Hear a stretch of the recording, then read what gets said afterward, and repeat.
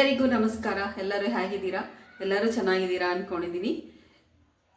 ಯಾರೆಲ್ಲ ಹೊಸದಾಗಿ ಚಾನಲನ್ನು ನೋಡ್ತಾ ಇದ್ದೀರಾ ಸಬ್ಸ್ಕ್ರೈಬ್ ಮಾಡ್ಕೊಳ್ಳಿ ನಮ್ಮ ಚಾನಲ್ನ. ಬನ್ನಿ ಇವತ್ತಿನ ಲಾಗನ್ನು ಸ್ಟಾರ್ಟ್ ಮಾಡ್ತಾ ಇದ್ದೀನಿ. ಇವತ್ತು ಮಂಗಳವಾರ, ನಿನ್ನೆ ತಾನೇ ಧನಲಕ್ಷ್ಮಿ ಪೂಜೆ ಆಗಿದೆ. ಇವತ್ತು ಕೂಡ ಸಂಜೆ ದೀಪ ಹಚ್ಚಬೇಕು ಮತ್ತು ದೇವ್ರ ಮುಂದೆ ಕೂಡ ಅಲ್ಲೂ ಕೂಡ ಇನ್ನೂ ತೆಗೆದಿಲ್ಲ ಕಳಸನ. ಯಾಕಂದರೆ ಇವತ್ತು ಮಂಗಳವಾರ ಆಗಿದ್ದರಿಂದ ಕಳಸ ತೆಗಿಯೋ ಹಾಗಿಲ್ಲ. ಮತ್ತು ಅಮಾವಾಸ್ಯೆ ಕೂಡ ಇತ್ತು ಇವತ್ತು. ನಾಳೆ ಬೆಳಗ್ಗೆಗೆ ಕಳಸನ ತೆಗಿಬಹುದು. ಈಗಲೂ ಕೂಡ ಅಲ್ಲಿ ಪೂಜೆನ ದೀಪನ ಹಚ್ಚಬೇಕು. ಬನ್ನಿ ಇವಾಗ ಏನೇನು ಕೆಲಸ ಇದೆ ಅಂತೇಳಿ ತೋರಿಸ್ತೀನಿ. ತುಂಬ ಕೆಲಸಗಳಿದೆ. ಇವಾಗ ಸ್ವಲ್ಪ ಪಾತ್ರೆಯನ್ನು ತೊಳಿತಾ ಇದ್ದೀನಿ. ಪಾತ್ರೆ ತೊಳೆದ್ಮೇಲೆ ಹೊರಗಡೆ ರಂಗೋಲಿ ಹಾಕ್ಕೊಂಡು ಬಂದು ಆಮೇಲಿಂದ ದೀಪ ಹಚ್ಚಕ್ಕೆ ಹೋಗ್ತೀನಿ.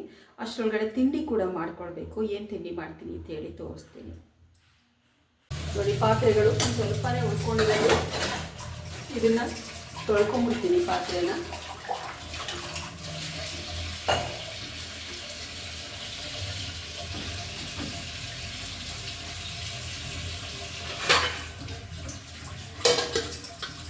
ಪಾತ್ರೆ ತೊಳೆದಿದ್ದು ಕೆಲಸ ಒಂದು ಮುಗಿದ್ರೆ ತಿಂಡಿ ಮಾಡೋದಕ್ಕೆ ಹಸಿಟ್ಟನ್ನು ಕಲಿಸ್ಬೇಕು. ಚಪಾತಿ ಮಾಡ್ತಾ ಇದ್ದೀನಿ.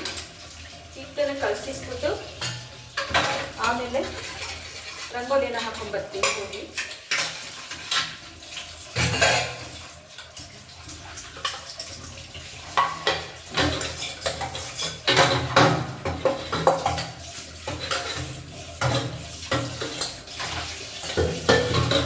ಅಲ್ಲೆಲ್ಲ ತೊಳ್ಕೊಂಡ್ಬಿಡ್ಬೇಕು. ಆಮೇಲಿಂದ ಪೂಜೆ ಎಲ್ಲ ಮುಗಿಸ್ಕೊಂಡು ಒಳಗಡೆ ಬಂದು ಪಾತ್ರೆ ತೊಳೆಯೋದಕ್ಕೆ ಬೇಜಾರಾಗುತ್ತೆ.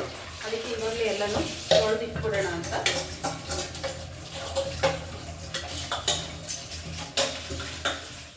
ಇವಾಗ ಇಷ್ಟು ಮಾಡಿರ್ತೀನಿ, ಮತ್ತೆ ರಾತ್ರಿ ಇರುತ್ತೆ.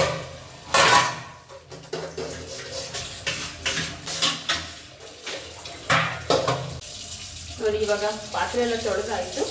ಸಿಂಕನ್ನು ಕೂಡ ಸ್ವಲ್ಪ ಹಾಗೆ ತೊಳೆದು ಬಿಟ್ಬಿಡ್ತೀನಿ. ಏಕೆಂದರೆ ಪಾತ್ರೆ ತೊಳೆದಿದ ತಕ್ಷಣ ಈ ಥರ ಸಿಂಕನ್ನು ಒಂದು ಸ್ವಲ್ಪ ತೊಳ್ಕೊಂಬಿಡ್ಬೇಕು. ಆವಾಗ ಚೆನ್ನಾಗಿರುತ್ತೆ.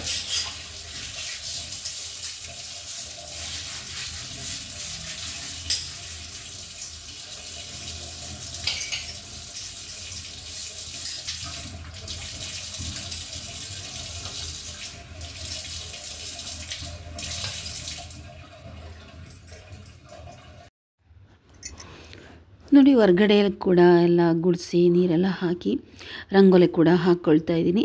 ದೀಪಾವಳಿ ಹಬ್ಬದಲ್ಲಿ ಹಾಗೆಯೇ ಬೆಳಗ್ಗೆ ಮತ್ತು ಸಂಜೆ ಎರಡೂ ಸಮಯದಲ್ಲಿಯೂ ಕೂಡ ಬಾಗಿಲಿಗೆ ಹೊಸಲನ್ನು ತೊಳೆದು ರಂಗೋಲಿಯನ್ನು ಹಾಕಿ ದೊಡ್ಡದಾಗಿ ಎಲ್ಲ ನೀಟ್ ಮಾಡ್ಕೊಳ್ತೀನಿ. ಪ್ರತಿ ವರ್ಷ ಅಷ್ಟೇ.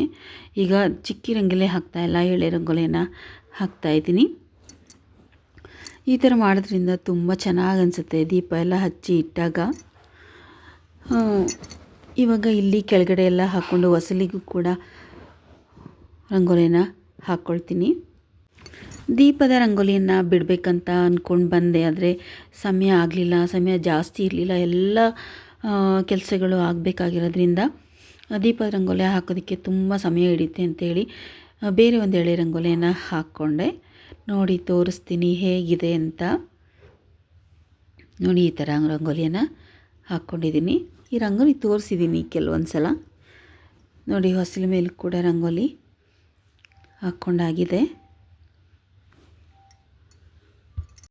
ನೋಡಿ, ರಂಗೋಲಿ ಎಲ್ಲ ಮುಗಿಸ್ಕೊಂಡು ಬಂದಿದ್ದೀನಿ ಅಡುಗೆ ಮನೆಗೆ. ಹಸಿಟ್ಟು ಕಲಸೋಣ ತಿಂಡಿಗೆ ಅಂತೇಳಿ ಗೋಧಿ ಹಿಟ್ಟನ್ನು ತೆಗೆದಿಟ್ಕೊಂಡಿದ್ದೀನಿ. ಹಸಿಟ್ಟೆಲ್ಲ ಕಲಿಸ್ಕೊಂಡು ಇಟ್ಬಿಟ್ಟು ಹೋಗಿ ಮತ್ತೆ ಪೂಜೆ ಎಲ್ಲ ಮುಗಿಸ್ಕೊಂಡು ಬಂದೇ ಚಪಾತಿ ಮಾಡಬೇಕು. ಇವಾಗ ಬನ್ನಿ ಹಸಿಟ್ಟನ್ನು ಕಲಿಸ್ಕೊಳ್ಳೋಣ.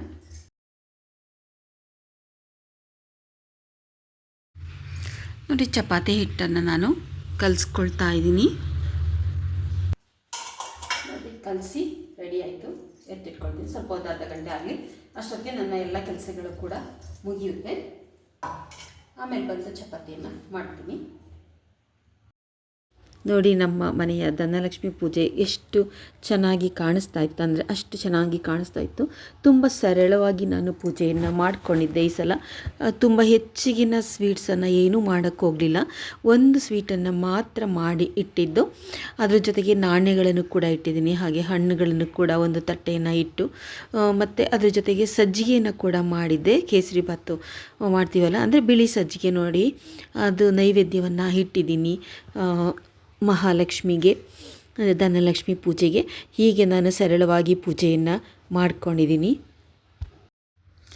ಎಷ್ಟು ಚೆನ್ನಾಗಿ ಕಾಣುತ್ತೆ ಅಂದರೆ ಅಷ್ಟು ಚೆನ್ನಾಗಿ ಕಾಣಿಸುತ್ತೆ ಮನೆ ಮುಂದೆ. ನೋಡಿ, ಸೀಮೆ ಬದನೆಕಾಯ್ದು ಸಾಗು ಮಾಡಿದ್ದೀನಿ ಸಿಂಪಲ್ಲಾಗಿ. ಇದನ್ನೇ ಅನ್ನಕ್ಕೂ ಕೂಡ ಹಾಕ್ಕೊಂಡ್ವಿ. ಮಧ್ಯಾಹ್ನ ಮಾಡಿದ್ದು ಊಟಕ್ಕೆ ಅಂತ ಮಾಡಿದ್ದೆ. ಇವಾಗ ಅದಕ್ಕೇ ನಾನು ಚಪಾತಿಯನ್ನು ಮಾಡ್ಕೊಳ್ತಾ ಇದ್ದೀನಿ. ತುಂಬ ಟೇಸ್ಟಾಗಿರುತ್ತೆ. ಅಷ್ಟೆಲ್ಲ ಸೀಮೆ ಬದನೆಕಾಯಿ ಕೂಡ ತುಂಬಾ ಒಳ್ಳೆಯದು. ಸಿಂಪಲಾಗಿ ಮಾಡಿದ್ದೀನಿ ನಾನು, ತುಂಬಾ ರುಚಿಯಾಗಿರುತ್ತೆ ಸಿಂಪಲಾಗಿ ಮಾಡಿದ್ರು ಕೂಡ. ಈಗ ನೋಡಿ, ಪೂಜೆ ಎಲ್ಲ ಮುಗಿಸಿ ಅಡುಗೆ ಮನೆಗೆ ಬಂದು ಈಗ ಚಪಾತಿಯನ್ನು ಮಾಡ್ತಾಯಿದ್ದೀನಿ ಸಂಜೆ ತಿಂಡಿಗೆ. ಎಲ್ಲ ಪೂಜೆ ಎಲ್ಲ ಮುಗೀತು. ಈ ಚಪಾತಿಯನ್ನು ಹರ್ಕೊಳ್ತಾ ಇದ್ದೀನಿ. ಬೇಗ ಬೇಗ ಮಾಡ್ಕೊಳ್ಬೇಕು, ಆಗಲೇ ಟೈಮು 6 ಗಂಟೆ ಆಗ್ತಾಯಿದೆ ಅಂಥೇಳಿ ಬೇಗ ಚಪಾತಿಯನ್ನು ಮಾಡ್ತಾಯಿದ್ದೀನಿ. ನೋಡಿ, ಎಣ್ಣೆನೇ ಹಾಕಿಬಿಟ್ಟು ಮಾಡ್ತಾಯಿದ್ದೀನಿ, ತುಪ್ಪ ಏನು ಹಾಕ್ತಾಯಿಲ್ಲ.